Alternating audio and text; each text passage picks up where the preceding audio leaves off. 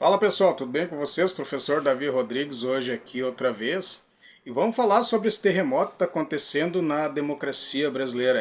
Um terremoto, parece que vai abalar um dos pilares da democracia brasileira, chamado Alexandre de Moraes. É isso mesmo, não é Alexandre de Moraes o grande defensor da democracia, o bastião, o guardião da Constituição brasileira? Parece que já não é mais assim, né? Parece que os veículos de comunicação tradicional, Globo, Folha, UOL e etc., começam a largar a mão do querido Xandão.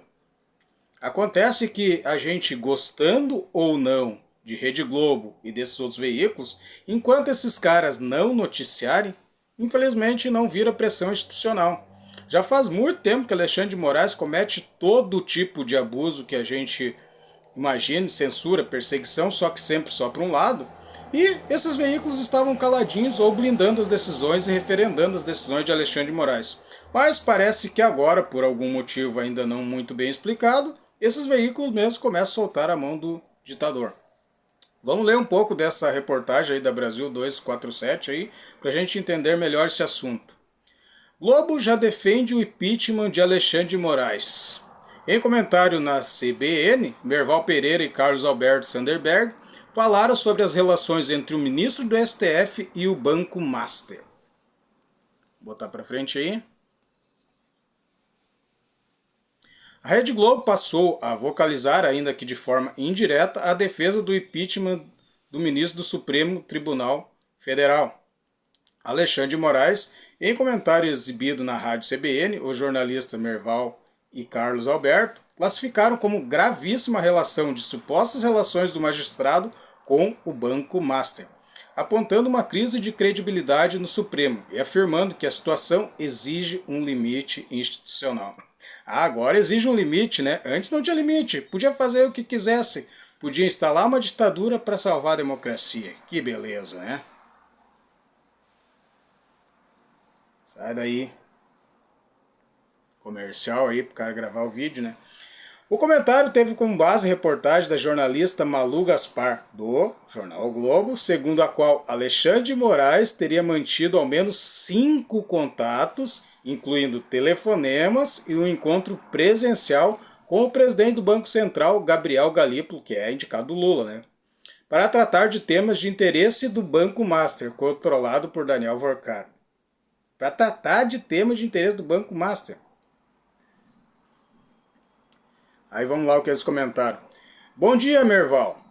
A nossa colega Malu Gaspar publicou no blog dela que o ministro Alexandre de Moraes teve pelo menos 5 encontros com o presidente do Banco Central, o Galipo, para encontros nos quais o ministro Moraes falou ou fez pressão a favor do Banco Master.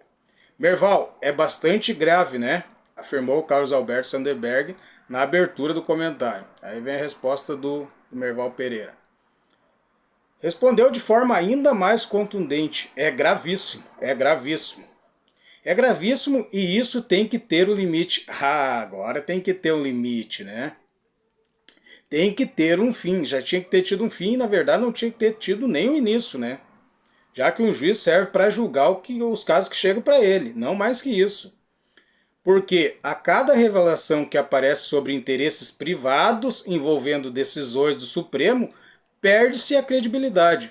O Supremo vira um objeto de desconfiança do cidadão, disse. Vira um objeto de desconfiança do cidadão? Para nós, da direita, já não é mais objeto de desconfiança, já é objeto de certeza. Não a instituição STF, mas alguns ministros que não honram a Suprema Corte.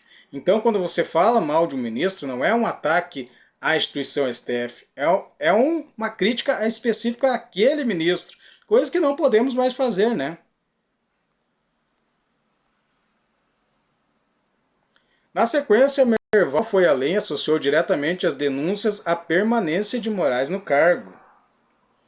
Na medida que o ministro Alexandre de Moraes não nega oficialmente, formalmente, que sua mulher recebeu mais de 30 milhões de reais no ano, 50 milhões para trabalhar pelo Banco de Vorcaro, que ele ainda ligou 5 vezes e provocou o presidente do Banco Central uma vez para o encontro pessoal, presencial, para trabalhar a favor do Banco de Vorcaro. Ou seja, a mulher do cara é advogada e o marido, que é juiz da Suprema Corte, vai falar em defesa do banco.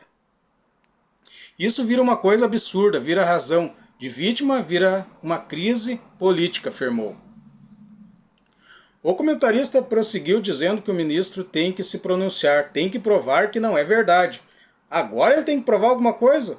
Todas as decisões que o Moraes toma, ele nunca precisa provar nada, por que ele tem que provar agora alguma coisa?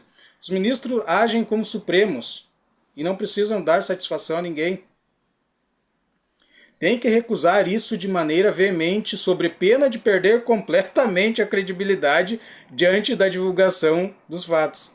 Ah, por favor, né? Perder. Que credibilidade que esse cara tem, cara? Pra mim não tem credibilidade nenhuma.